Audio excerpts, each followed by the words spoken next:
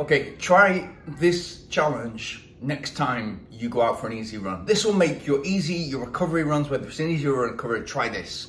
It's going to make it much more easier, and there's some challenge on the way. So you don't ever think of easy and recovery runs as junk miles. That's just a nonsense term. The only way you can run junk miles is if they're not contributing to your overall objective, which means for me, junk miles would be, an example of junk miles would be that you are keen to get out there after a hard session because you want to post something on Strava, because you want to post something on social media. That's junk miles.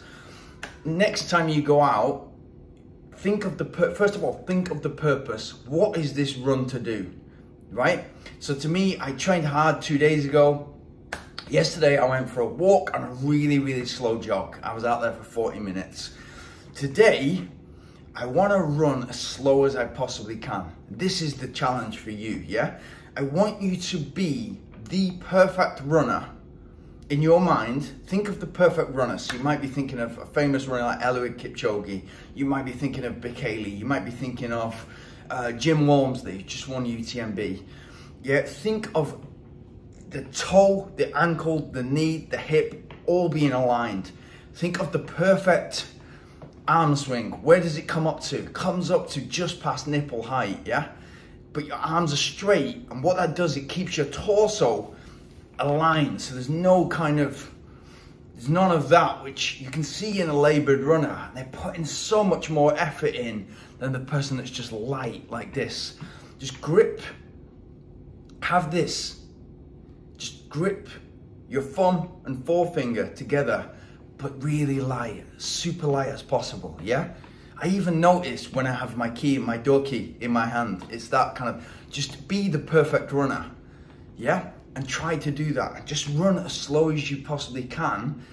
Land mid-foot, aim to land mid-foot. If you find yourself on your toes, or if you find yourself on your heels, recorrect, so you're thinking all the time. So when somebody asks you, what do you think about when you're thinking about running? Well, actually, I had a challenge on YouTube, and it was to be the perfect runner. So I'm thinking about, what does that actually look like? If you have a treadmill and it's in front of the mirror, you can look at yourself and you can look at how you look like. How does that look? Are you up?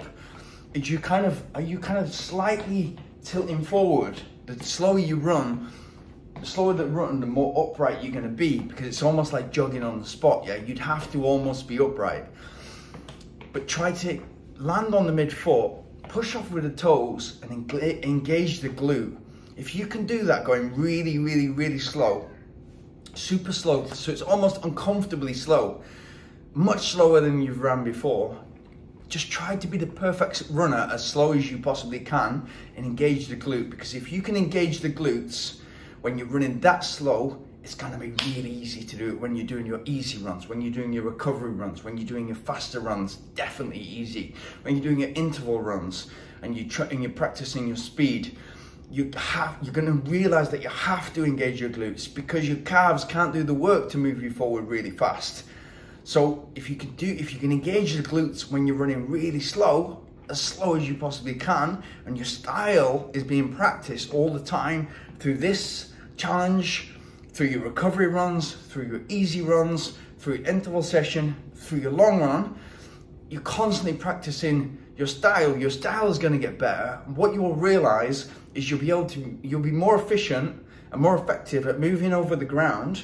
So that smooth light will become faster, and then for the same effort, for the same heart rate, you'll be able to cover more ground, you'll be able to run faster per kilometer, per mile, whatever you're trying to do. That's the challenge. Good luck with it, because I promise you this works.